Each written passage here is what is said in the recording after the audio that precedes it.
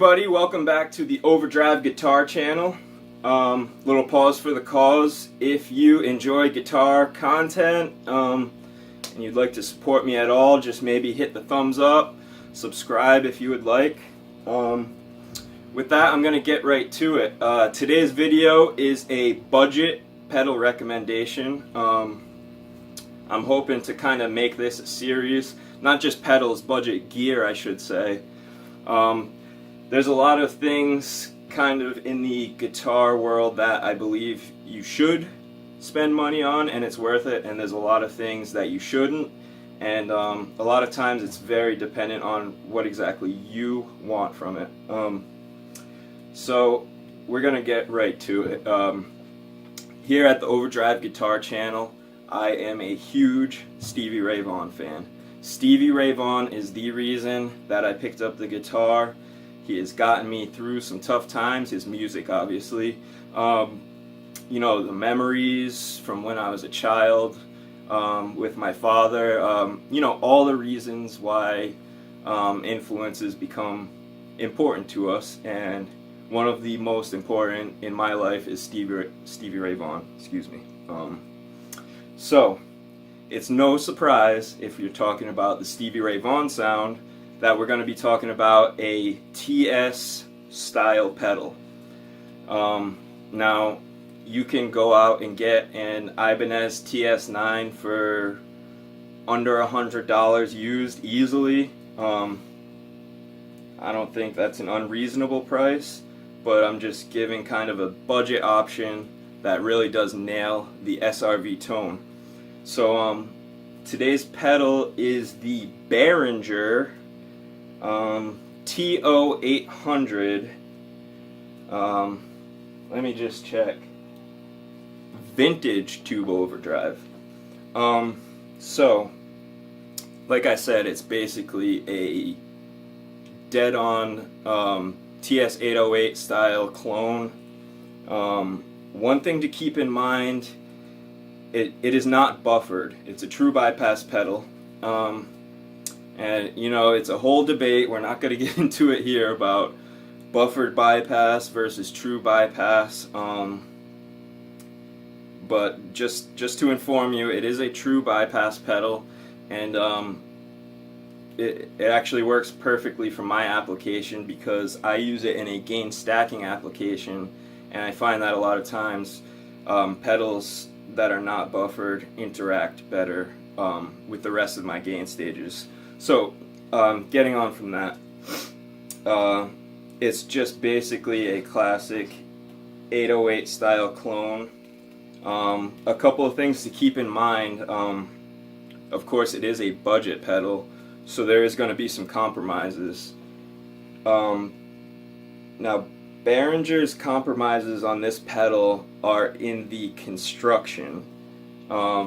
It's not a bad pedal by any means, but the construction is where they saved money, and it kind of differentiates your budget pedals from your more expensive pedals, and this is a great home use pedal, but because of the construction, I wouldn't recommend using it on a gigging pedal board or any kind of touring pedal board.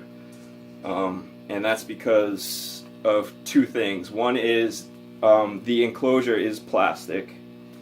Let me just show you real quick. Okay, here it is. So the construction is where they save the money. So the case is plastic, well made other than being plastic. It's kind of your Boss style switch. This whole piece comes off, and that's where your battery goes, just like a Boss pedal. Now, kind of the problem with longevity, if you look, these jacks, they aren't mounted to the enclosure itself. Now, if you took the top of this pedal off, they are actually mounted directly on the circuit board inside the pedal, and they're just kind of sticking through for you to plug into. And this is the spot where most budget pedals will fail. And this is why it's important when you're setting up your pedal board that there's no strain on your power or your signal cables. So with those considerations in mind, other than the construction, you know, if you're very rough on gear, the construction is a setback. But if you're a home player, or if you're kind of careful with your gear, I don't see anything wrong with these pedals. There's a few in the series that I really like. They're basically clones of Boss pedals for the most part in this series. My guess is if you look close inside, it would be just like an SD1, which, as we know now, is what the Tube Screamer is based on anyways. So that being said, I'm not going to go crazy doing any sound samples because it's very much just, you know, you get what you expect. It's a faithful Tube Screamer replica that does a great job. So here's a few sounds.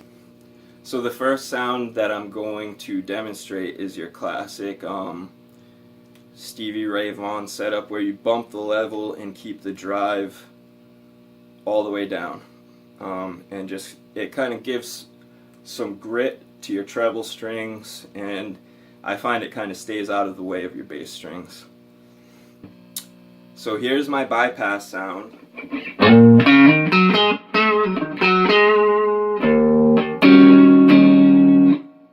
And this is my sound with the Behringer vintage tube overdrive.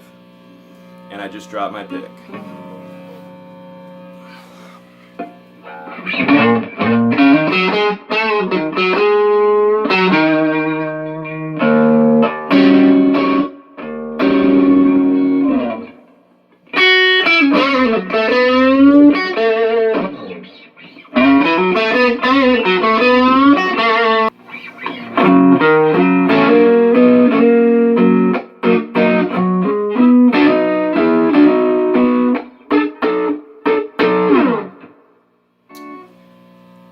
Now we're going to try on the position 4.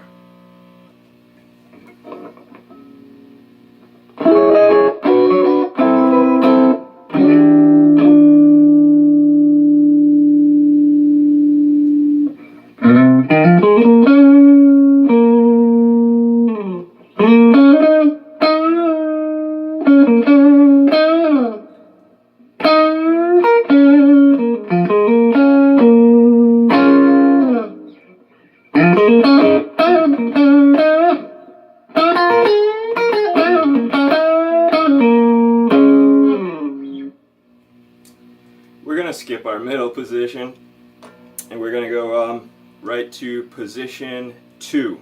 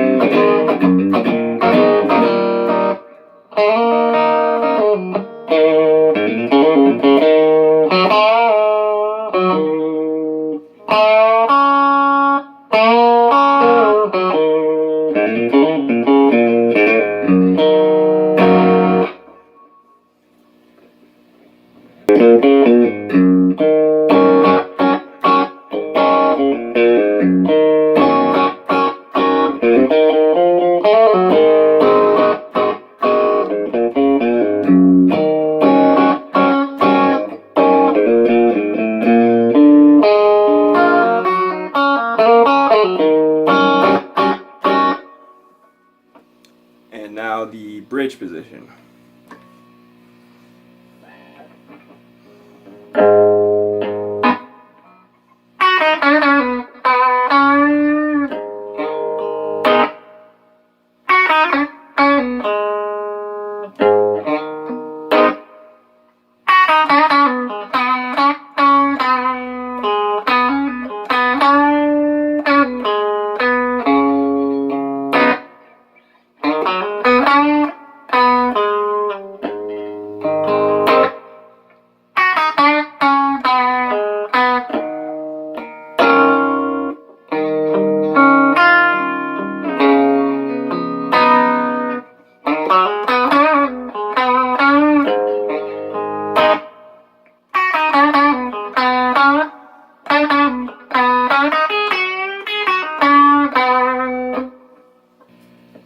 were just some quick sounds. This video wasn't really about the sounds, you know, I just gave you some room sounds from my Boss Katana. It was more about a great pedal that you know what it's going to sound like. I'm just kind of recommending it for its build. Even though the construction is where they compromised, it is a extremely well built pedal for the $25 that you can find them for all day long on the used market. They're not much more than that brand new, but they are a great sounding tube screamer clone. The things to keep in mind: the plastic construction, the jacks right on the PCB. I don't think these things are a problem if you're a home player or if you're a hobbyist or you're very easy on your gear. I don't see these things as a problem at all. It is true bypass, not buffered bypass. A TS9 would be a buffered bypass pedal typically. The noise floor, which is usually where cheaper pedals suffer, they usually have a high noise floor, so basically when you turn your pedal on and you're not playing, you get a lot of noise. This pedal does not do that. This pedal has an excellent noise floor. I can't recommend it enough for the budget pedal world. I gave you some quick sounds just on one of the settings. It does all your tube screamer sounds great.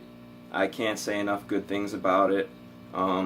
This one gets the Overdrive Guitar Channel seal of approval. If you enjoyed this video, hit like and subscribe. Thanks guys, please come back. Thank you.